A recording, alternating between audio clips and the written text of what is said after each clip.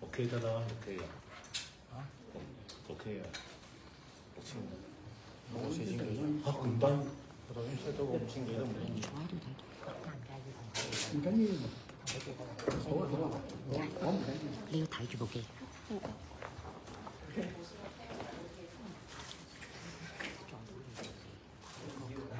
唔知真係，你坐先啊。唔使啊 ，OK 啊，臨尾先啦，臨尾先。會走先嘅，哦，好啊，好啊，好啊。唔好意思啊，唔該晒，唔該晒，唔該晒。過意唔去。唔好意思。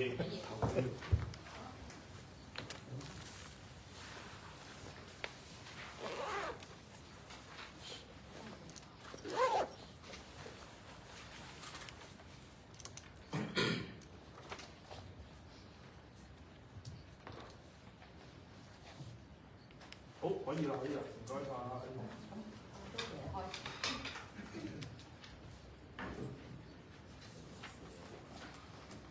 各位傳媒朋友，各位睇緊直播嘅香港市民，咁咧，我哋今日咧就同路人同行啦。咁啊，過去咧，我喺提倡國藥港用、保藥平用嘅倡議嘅時候咧，都一直同路人咧係一個同盟軍咁樣咧一齊去做一個倡議，希望咧可以幫助癌症病患者同埋咧啲罕見病患者咧係可以得到咧更好嘅治療，同埋咧一個更平價嘅治療嘅。咁啊，今日咧就肺癌手術復發啦，同埋咧一啲相關嘅治療咧，我哋都有一啲嘅新嘅提倡嘅，咁所以咧就舉行咗一個記者會。過去咧我哋就國藥港用、保藥平用咧，都有係針對咧肺癌去作為一個咧展示嘅個案。咁啊，因為咧肺癌咧係我哋香港最常見嘅癌症，咁啊喺2021年咧就有5948宗啦。當中咧30%咧係早期肺癌添嘅。咁啊，針對早期肺癌咧，我哋今日都希望咧可以有一啲嘅倡議。咁啊，肺癌咧唔單止係最常見啦，亦都係我哋香港嘅即係頭號癌症殺手。咁啊，過去咧我哋都係講緊2021年嘅數據啦，有4000名嘅患者咧係死於肺癌嘅。咁係佔我哋所有嘅癌症咧係超過1/4。咁所以我哋經常咧都希望即係用癌症咧呢個例子啦，希望可以話俾大家聽啦，我哋好需要有一啲新式嘅治療嘅。咁雖然咧肺癌咧早期發現，又希望可以做到手術根治嘅話咧，復發嘅機會咧，但係都要高達70%嘅。咁如果咧能夠咧喺術後接受免疫治療咧，可以作出一個鞏固，復發嘅風險咧係會大減1半以上。咁所以我哋咧都希望咧就住呢一個術後免疫治療咧係提出一啲嘅倡議，包括咧將呢一個治療咧係納入安全網嘅。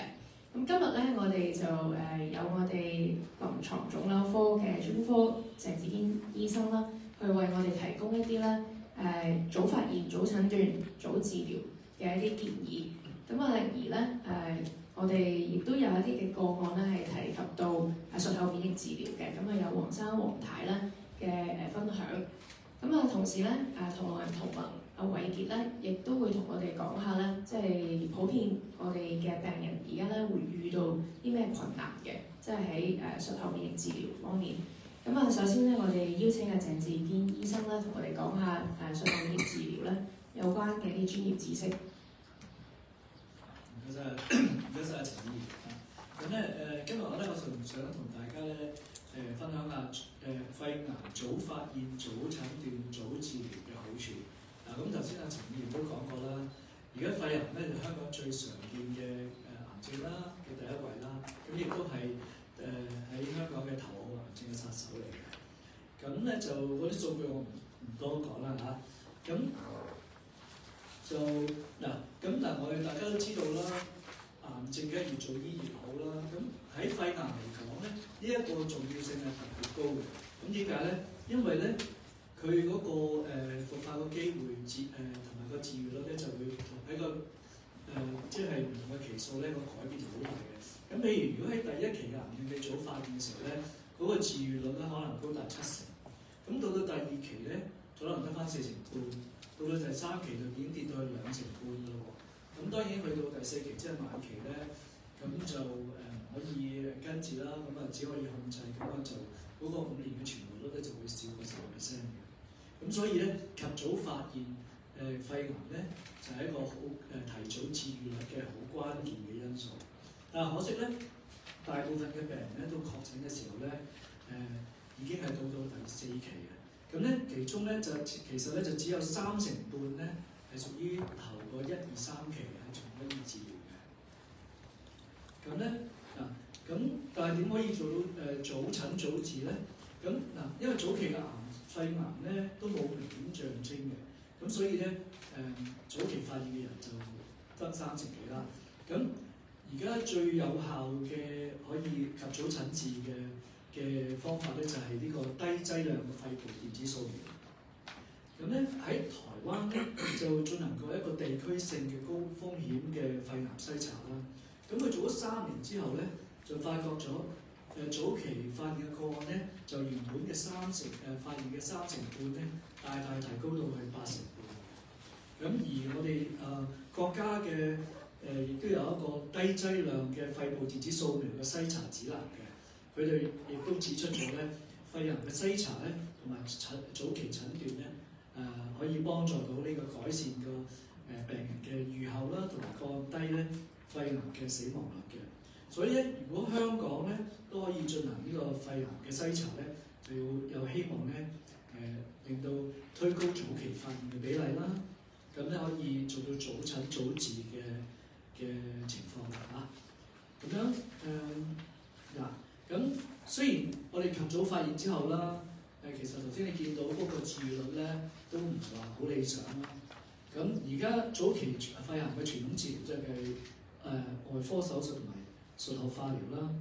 咁即使做咗呢啲之後咧，如果係譬如去到第2、3期咧，個復發率咧都去到60%、70%嘅。咁如果一旦佢真係復發嘅時候咧，大部分啲病人咧已經去到晚期啦。咁咧嗰個存活率就會急降到去得10% 樓下㗎啦。咁而家最新喺呢個治療有個最新嘅發展咧，就係最新嘅研究咧發現咧，你喺做完嘅傳統嘅治療，即係手術同埋輔助化療之後咧，如果喺一啲適合嘅病人之後咧，做喺呢啲治療之後咧，做一個免疫嘅輔助性嘅免疫治療咧，可以將嗰個復發嘅相對嘅風險咧減咗成57%嘅。咁可以可以有效咁鞏固個治療效果啦，同埋令個復發個風險降低嘅。咁又係咩病人適合咧？咁就係嗰啲早期非小細胞肺癌啦，即係第2期到第3期嗰班病人。咁咧，然後咧佢體內個癌細胞咧嗰個 PTL1 嗰個免疫蛋白嘅表達量咧就會係有50%或者係更多。咁呢一個治療嘅方法咧，其實已經喺美國英國咧都係一個建議嘅使用嘅方法嚟嘅。咁咧喺香港嘅情況咧，咁呢一個治療咧，其實已經納入咗即係公立醫院嘅藥物名冊㗎啦。但係咧就仲未有安全網。咁咧，如果即係嗰啲病人有需要，但係如果係就即係如果病人有需要咧，咁就需要自行負擔嘅，即係自費藥物啦嚇。咁所以咧，如果有啲病人咧，因為隻藥咧都有相當價錢啦，即刻黃太就會分享同大家。咁咧，如果啲經濟未能夠負擔嗰啲病人咧，咁手術之後咧，就可能會即係面臨嗰啲好高嘅復發嘅風險啦。咁我今日嘅分享就係咁多，咁交翻俾陳醫生。唔該晒鄭醫生嘅，即係簡單啲嚟講咧，其實肺癌啦，因為佢都係比較普遍嘅一個癌症。咁而我哋都知道咧，呢嘅存活率咧就係喺第1期發現嘅時候咧係有70%嘅存活率嘅。但係當我哋發現咗之後，進行咗治療咧，都好大機會會復發嘅。咁所以點解咧？我哋都倡議配合翻咧術後免疫治療。咁但係術後免疫治療咧，個費用係相當之昂貴。陣間咧，周文泰都會同大家分享嘅，即係講緊3個星期都要2萬蚊，咁個負擔係相當之大。即係縱然咧係納入咗藥物名冊都好啦，因為佢唔係安全網咧，對病人嘅負擔咧係好龐大嘅。即係見到有藥但係冇得用。我哋即係都認為咧，術後免疫治療咧係需要納入安全網嘅。無論係對患者嚟講，定係對政府嘅醫療開支嚟講咧，都係一件好事嚟嘅。因為都減低咗復發嘅機會啦。對之後咧，政府需要去承擔嘅醫療開支咧，都可以有所減低嘅。一方面咧，都係適合採用一啲早期患者復發嘅風險咧。對佢哋嚟講咧，係可以大大咧係減一半嘅。頭先都講過係57% 啦。可以幫助啦，又希望治療嘅早期患者咧可以延長壽命，同埋咧減少咧之後有機會咧因為復發咧而衍生嘅醫療開支，增加咧完全復發重投社會嘅機會嘅。同時咧，即係講到對政府長遠減輕公營醫療系統嘅負擔咧，其實美國都有相關嘅研究，就係咧安排咗早期非小細胞肺癌病患者咧使用咗術後免疫治療之後咧，透過減低復發率同埋死亡率咧，5年內咧可以減少8億美元嘅相關開支嘅。講緊嘅係藥物啦、住院啦等等嘅一啲開支。每年我哋見到咧有關嘅數據涉及到肺癌嘅人數咧都係一路喺度增加緊，所以相對嘅醫療開支咧都係越嚟越嚴重嘅。所以我哋都需要有啲新嘅方法去應對嘅。近年嘅醫療政策咧都係着重向前中醫啦，亦都咧有更多合適嘅早期肺癌患者咧可以接受到術後免疫治療嘅。希望咧可以做到防範於未然。希望政府咧都將呢一個術後免疫治療咧可以納入安全網，令到咧更多早期肺癌患者咧係可以受惠嘅。我一直咧都有同服務人啦一齊去倡議咧國藥港用好藥平用嘅。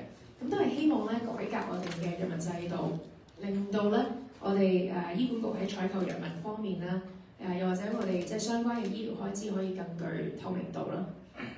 令到咧藥廠之間嘅競爭啦，可以幫助到咧病人有更合理嘅價錢咧，可以攞到啲藥物嘅。希望咧醫管局能夠咧公開一啲咧普遍治療癌症罕見病患嘅一啲藥物嘅價錢啦。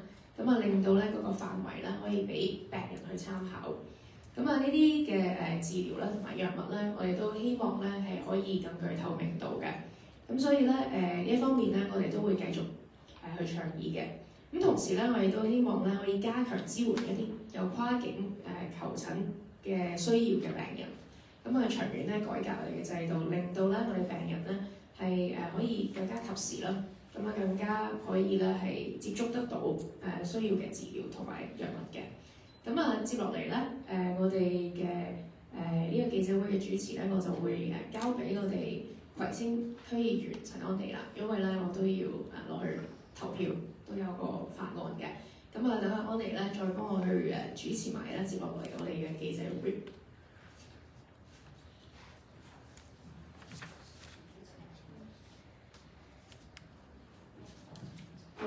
唔該晒詠欣。啱啱詠欣就講咗好多，同埋鄭醫生亦都講咗好多嘅建議啦。我哋接住落嚟咧，我哋依家邀請陳維傑先生咧，希望可以喺術後啦免疫治療納入安全網咧，提供一啲意見或者啲俾一啲方向我哋啊，唔該。唔該主持。其實咧，我哋癌症咧，肺癌咧，尤其是即係通常都係遲發現嘅。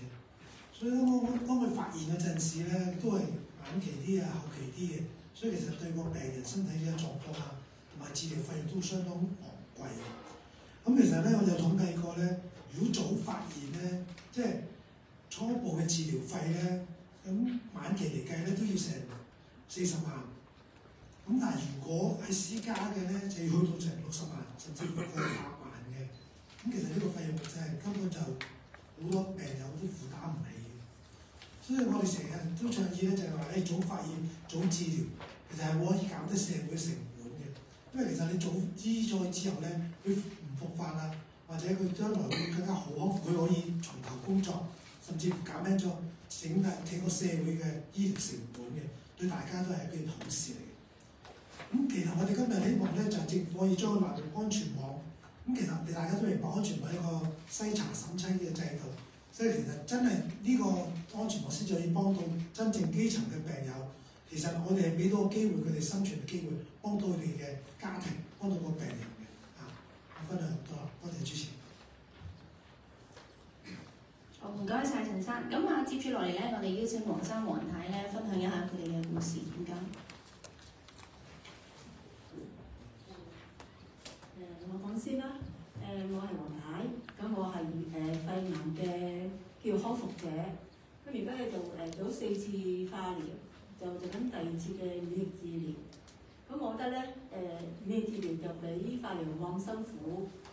感覺上如果係即係我自己本身又係唔煙唔酒，又生活正常，咁你諗我點解肺癌嘅咧？我都好好奇啊！咁但我而家去醫院做檢查都同見過啲人越嚟越後生，30歲又有，20歲又有，咁咧佢個風癌都未完㗎嘛，咁點解會有肺癌嘅咧？咁如果而家有啲咁好嘅藥，咁我都希望佢哋有得用㗎嘛，係咪？咁我係黃先生啦，咁我太太依家做緊嗰啲免疫治療咧，每3個星期咧係需要咧21,400蚊。咁好彩就係我係退休公務員，咁所以咧喺呢個藥費嗰度咧係可以有減免，咁呢個係好感恩。咁咧就係因為一個人得到癌症咧，如果當個醫生同你講話你個病人得到癌症咧，佢個感受咧係好劇烈嘅，好似俾人判咗死刑咁。咁本身我自己都係一個癌病嘅康復者，咁咧所以咧我係感受到好深。咁當你喺呢個治療期間咧，你需要咧使好多金錢同埋時間。咁呢個藥費咧係其中一個負擔嚟嘅。咁如果當你個家庭嗰個環境唔好，經濟能力唔達到佢呢個標準嘅咧，你係負擔唔起嘅。咁咧就好似咧俾人哋第2次判死刑咁樣，嗰個感覺係好慘嘅。咁咧所以咧我哋好強烈咧就係要求政府咧幫呢啲咁嘅肺癌或者癌症嘅病人嘅藥物可以咧入去個安全網嗰度，能夠令到普羅大眾同埋負擔唔起呢個藥費嘅病友都能夠去得到醫治，咁樣咧就係我哋希望嘅。多謝主席。好唔該晒黃生同埋黃太嘅分享。咁咧少少嘅總結咧，就啱啱陳偉傑先生咧亦都提及過，有關我哋早發現早治療，我哋點樣咧係去到協助我哋嘅病友啦，希望可以重投社會，亦都對於整個社會嚟講咧係一件好事，亦都希望可以幫助到我哋基層嘅病友，因為始終咧啱啱黃生黃太咧亦都有分享到咧，其實嗰個醫療費咧係十分之昂貴，未必係每一個基層嘅家庭啦或者嘅人士咧可以係處理到同埋係負擔到嘅。咁所以咧，我哋亦都係好希望咧早發現早治療，亦都係希望可以盡快納入呢個安全網，希望可以減低呢個復發嘅機會。不如睇下現場記者朋友有咩提問？講下個機構同埋唔該晒，多謝大家，唔該晒。你好，鳳凰衛視，想問一問謝醫生先，想問下如果呢個免疫治療係納入安全網之後，你覺得對病人整體個好處係點樣？係咪可以大幅減低個死亡率同埋嗰個晚期嗰個病患嘅嗰個情況？咁第二都想問一問黃太，你話即係每3個星期係要花2萬蚊，咁總數係幾多咧？當時整體收費係幾多咧？當時你聽到個金額嘅反應係點咧？最後得到減免嗰個幅度又係幾大咧？頭先都講過啦，咁如果喺傳統嘅治療之後，即係手術之後輔助治療4個週期之後咧，咁如果加埋呢個如果佢係適合嘅病人咧，當然第2、3期嘅肺癌，驗佢有嗰啲 PD-L1 嗰啲蛋白嘅即係個顯示量咧係超50%或者以上咧，咁佢如果做咗呢一個免疫治療之後咧，嗰個可以令到相對復發率咧就減低個5成7嘅，都係5成7。咁咧嗱，即係譬如如果係譬如好似黃太咁，佢係第3期嘅，咁啊第3期咧差唔多有成70%嘅機會會復發嘅喎。咁如果減到5成7，即可能都會減到成30%嘅復發機會。咁啊對佢嗰個醫學嘅機會就大好多啦。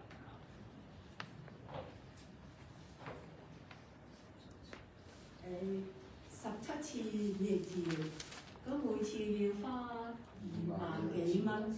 咁當時我聽到因為我喺醫院見醫生時咁講咧，我都好呆佢自己點解咁點算咧？佢又唔係好有錢，咁所以當時係自己好彷徨嘅，自己係咁流眼淚。咁但係先生同我一齊，咁佢安慰我叫我你唔好擔心，最主要係佢係公務員，咁所以我當時係比較冇咁緊張咯。但係我相信報告大眾嘅講係好難過咯。聽到呢句嘢要咁多錢嚟到治療，要17次咁多，所以我當相信到當時應該好多人同我一樣係好彷徨同埋好傷心咯。咁多。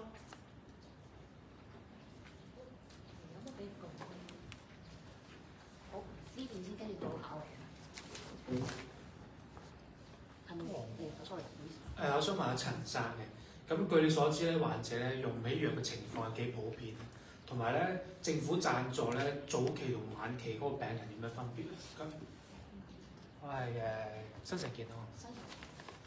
其實咧每個月嘅藥費，正如阿黃太你咁講啦，成2萬蚊，咁一個月一個療程幾十萬，我覺得30零萬。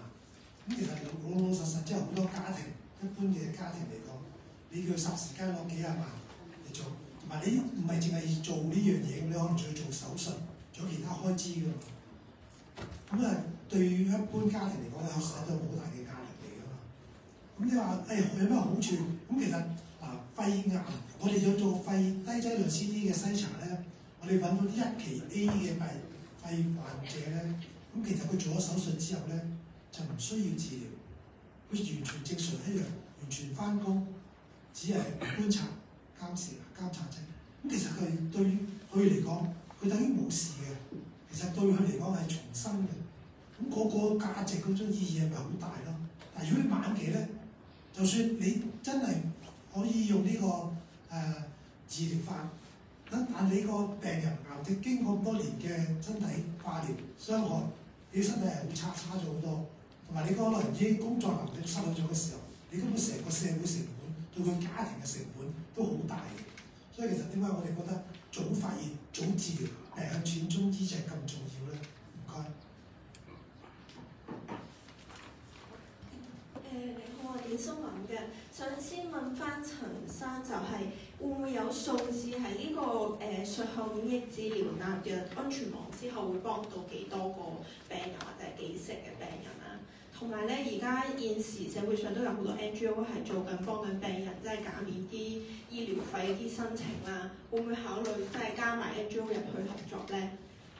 同埋想問翻鄭醫生就係、呢度話係針對非小細胞肺癌嘅病人啦，咁可唔可以解釋多啲就係點解係針對呢個群體？唔該晒。唔該你。咁其實你話幫到幾多數字，需要幾個數字呢啲，我哋就冇統計過，因為我哋要問翻官方答案先知。咁第二個問題，你話 NGO 申請嗰度，因為我哋只係一個病人自助組織，我哋全部都係義工嚟嘅啫，所以其實我哋又未去到嗰個範疇。呢個可能鄭醫生熟過我哋啦。唔該。其實咧肺癌入邊咧會分非小細胞肺癌同埋小細胞肺癌嘅。我哋絕大部分見到嗰啲病咧都係叫非小細胞肺癌。咁小細胞肺癌咧嗰個治療嘅方法同埋佢嗰個即係復發嘅情況都係唔同嘅。咁嗰個點解會執到呢一班？因為嗰個研究咧用呢隻藥嗰個研究咧就喺呢一班病嗰度進行嘅。咁所以佢嗰個數據就要用翻喺呢一班病人身上。Hello， 唔該，港台嘅係都想問翻頭先黃太都有講到，就係你要進行17次嘅治療啦。咁我想問下嗰個2萬幾嘅金額係3個星期2萬幾，咁係咪即係3個星期為之1次嘅治療咧？咁夾埋係咪真係應該17乘以3先係你成個治療嘅週期？所有嘅數目咧，同埋頭先都有提到，即係公務員就會有減免啦。咁現時為止會唔會有其他群體，例如係綜援啊，或者係一啲政府需要津貼嘅對象都有呢個減免嘅咧？唔該。呢啲咁我先生答啊。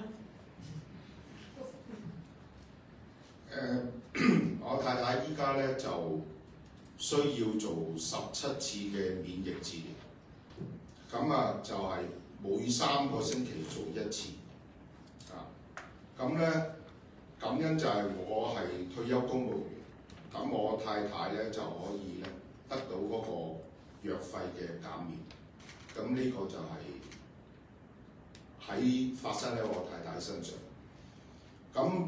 至於嗰啲其他嗰啲咧，我知道有啲病友咧就係攞綜援嗰啲，同埋去一啲叫做撒瑪利亞基金申請資助嗰啲，咁我有一啲病友就係知道呢啲咁嘅嘢嘅。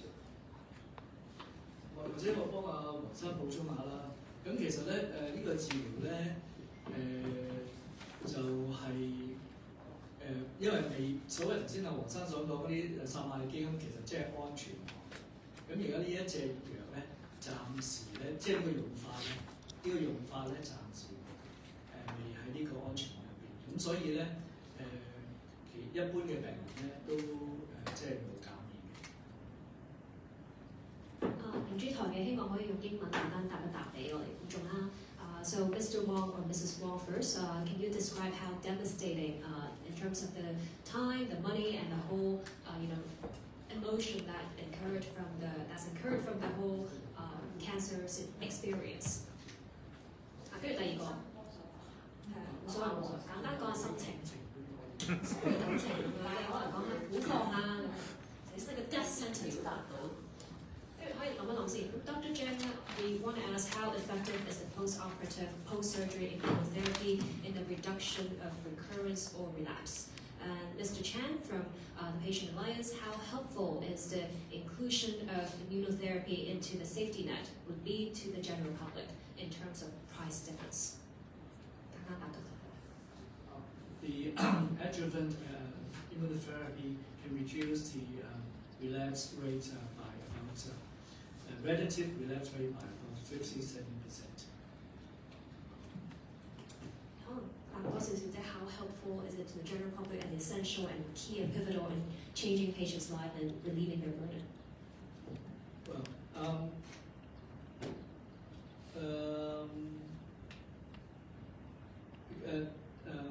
the immunotherapy can reduce by reducing the relapse rate by 57%, we increase the cure rate of the patient, and so that the patient can return to society as soon as possible.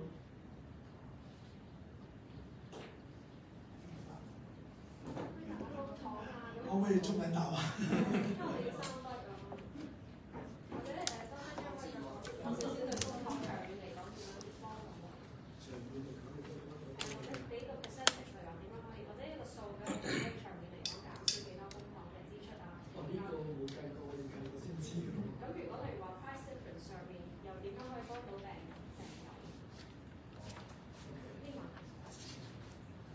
？Of course, if we propose that the hospital authority can include the drug as soon as possible into the safety net so that more patients can benefit from the treatment.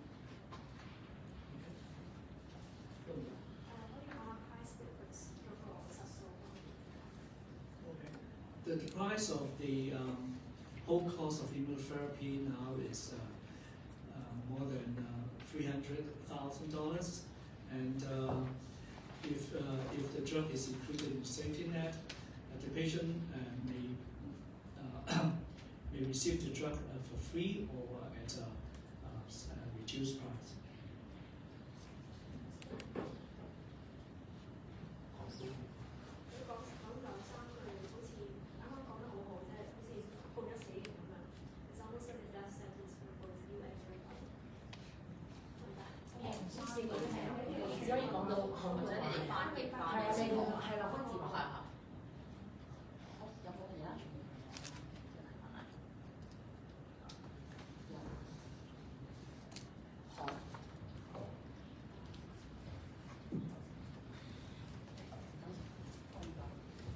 咁我係啱一件嘅醫療平台嗰邊嘅記者。咁我有個問題想問下醫生嘅鄭醫生嘅。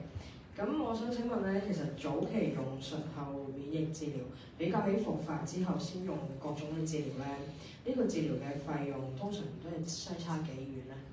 咁另外仲有個問題，咁同埋可唔可以講解多少少早期肺癌復發率嘅有幾高？復發係咪即係代表其實已經係晚期嘅時間咧？咁用咗免疫治療係咪即係代表都唔會復發㗎啦？唔該晒。好多問題啊！sorry。第一咧就係話，唔記得咗。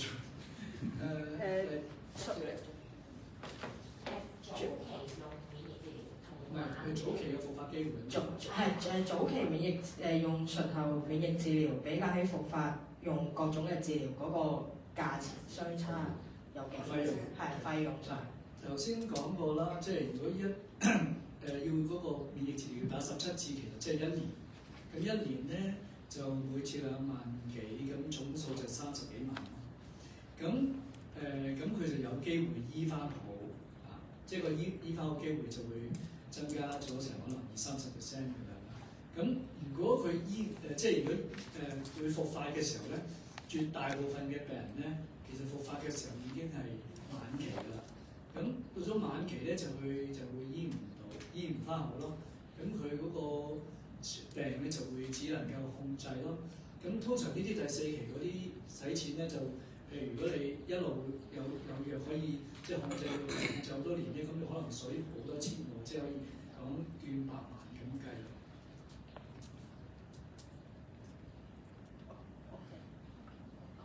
唔好意思，我係FBD 嗰邊㗎，我都想問翻咧，黃生黃太咧話，其實喺治療嘅時間咧都遇到好多年青嘅一啲肺癌嘅患者啦，咁都想問下大概個歲數會係即係邊個 range 嘅患者啦，同埋有冇啲比較深刻嘅 case 可以分享翻？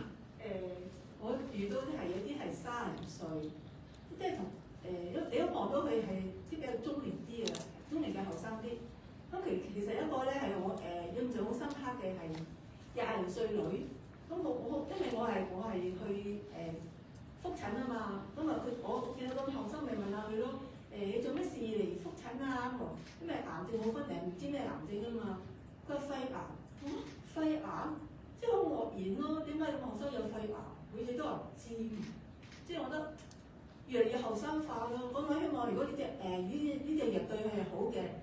咁希望政府係幫後生嘅人啦，因為有好多嘢都仲未做，有啲人要照顧細路仔，有啲人要照顧父母。咁如果有個係好嘅，咁應該政府係幫佢啲後生啲咯，係咁多。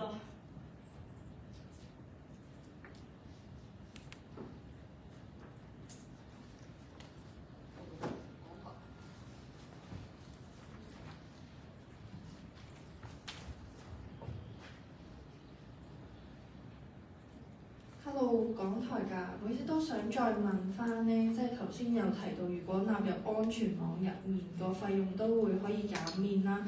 咁有冇話即係可以減免到幾多？因為而家都要2萬幾蚊，咁會減免至幾多可以令到一般嘅市民都負擔到咧？者我答啦。個安全網佢有個審查嘅方法㗎嘛。咁咧最大嘅減免咧就係全免。咁譬如嗰啲綜援嗰啲人士，咁佢就可以全免。咁如果唔係咧，就會係睇翻嗰個啲病人嘅可動用資產，咁計算可動用資產。咁咧就可能咧就佢需要分擔咧佢可動用資產嘅大概2成。